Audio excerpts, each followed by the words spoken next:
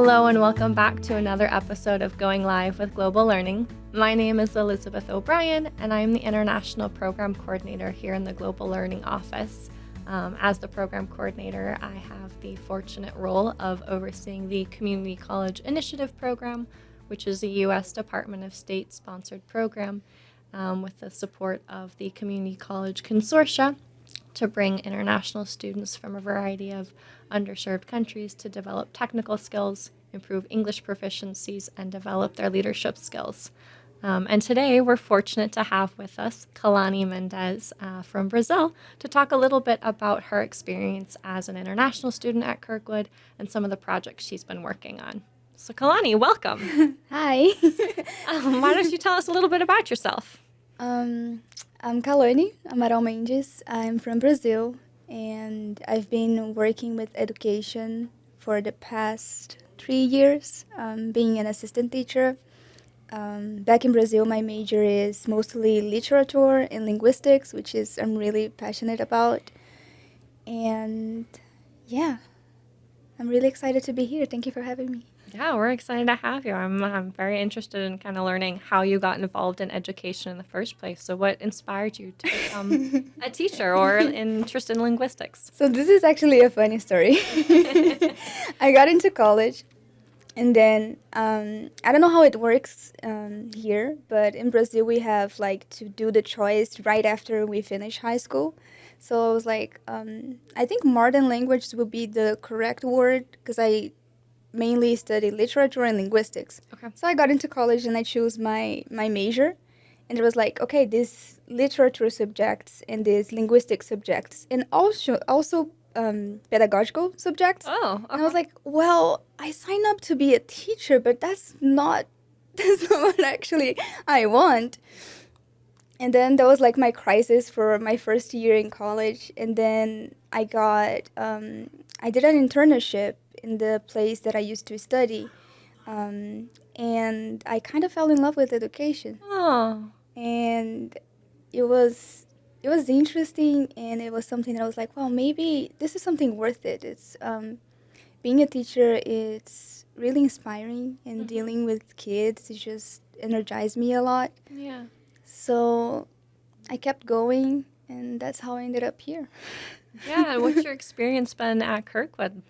It's been really interesting. Every day there is something new that I learn, being in a completely different environment. So I learned something new with the language. I learned something new about the American culture, and it's really good. Yeah? Yeah. What classes are you taking that have maybe inspired you or helped you to see your role as an educator? I think mainly right now I'm having behavior management classes, Okay, and they're really interesting because back home I didn't have this kind of thing that says every behavior is a form of communication. Sometimes we don't perceive kids or students in that way. They're like, no, they're just being difficult today because they want to, and no, maybe they are going through something and they are putting that on you, projecting that on you, and it's been a really interesting class, and yeah, it's helped me to see different ways of being a good teacher. Yeah. Yeah, I know in our conversations you've kind of expressed different learning techniques and strategies to help students find their best selves, and that kind of brings us to what we're going to be talking about today and your community impact project. So could you tell us a little bit about that initiative and what you're hoping to accomplish from the project?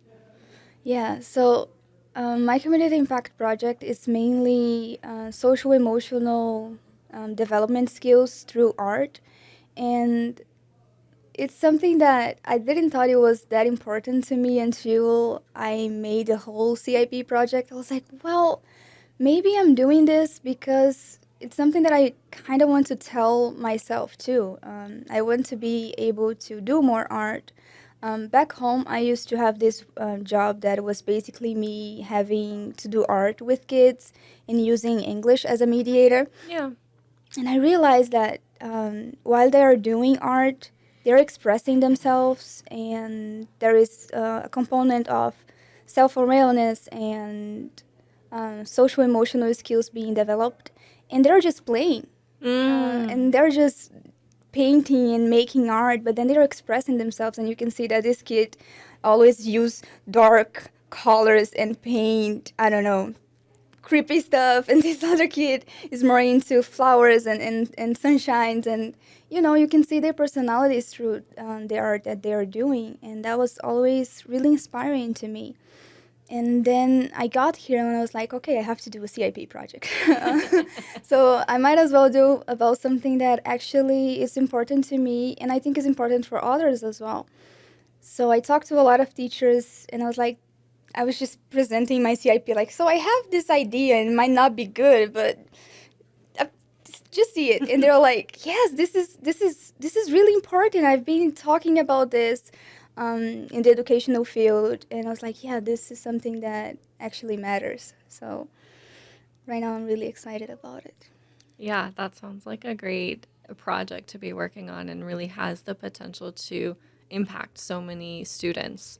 So have you gotten a chance to do like a pilot or a first draft of it with Yes. these kids yet? So I did my first activity with them. It was the week before spring break, and it was amazing. I was like, yeah, that's why I love to be around kids. They are creative, they're messy, they're talent. I love that. And I did an activity with them about, I asked them to draw things that are meaningful for them, things that are important for them, things that they like. And the activity was basically my word activity, what I want to be my word. Oh, Because I think often in school we have to learn about the word, how the word works, how this work, how that work.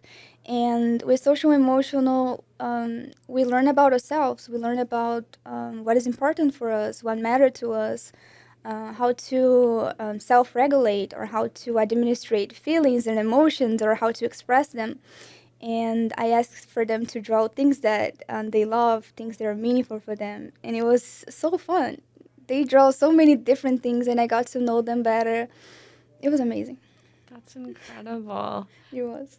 And so looking ahead, how do you feel that this project will evolve to continue to be part of the curriculum for these students? That's a great question. I think in the art department, it's something that they are already doing it.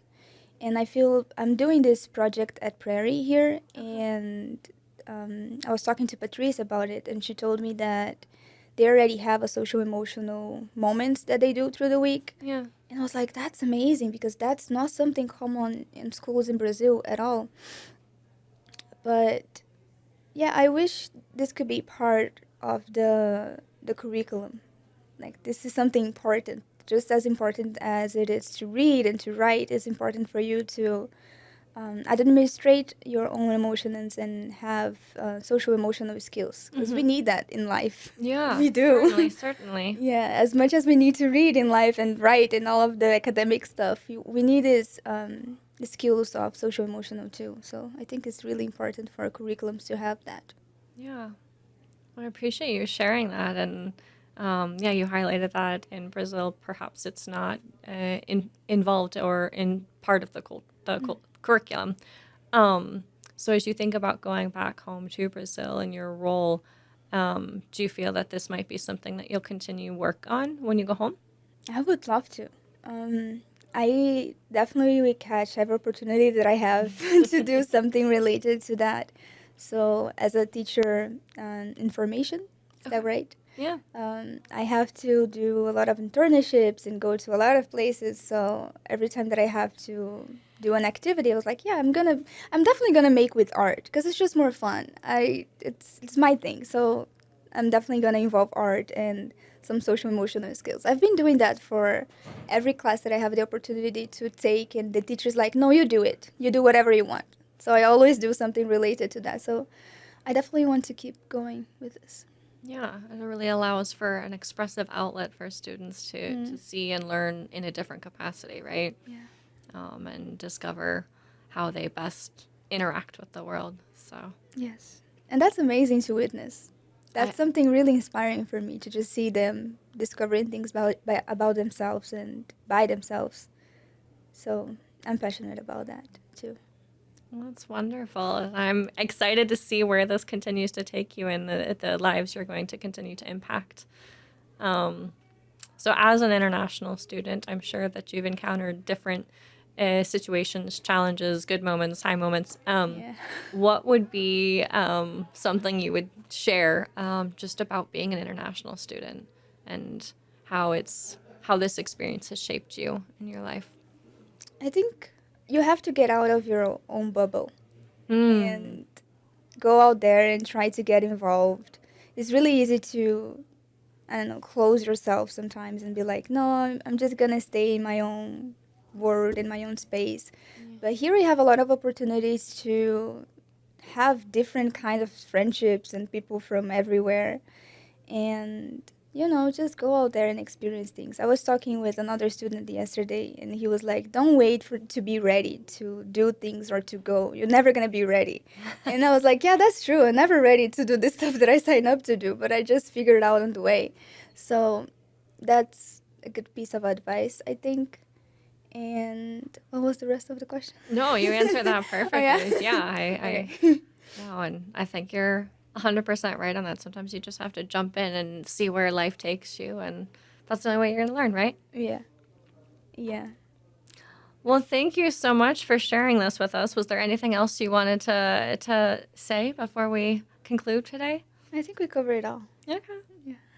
Well, thank you all for joining us on another episode of Going Live with Global Learning. It was a pleasure to have you learn more with Kalani and I, and we encourage you to tune in next week for another episode. Have a great afternoon.